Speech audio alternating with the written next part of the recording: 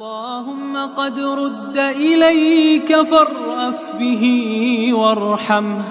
اللهم جاف الأرض عن جنبيه وافتح أبواب السماء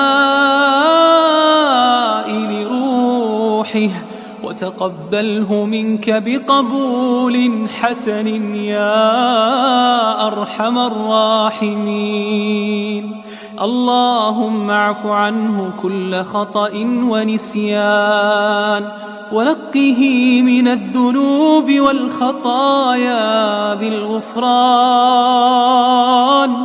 وجازه إحسانا بإحسان وأعتقه من النيران واحشره مع المتقين الأخيار.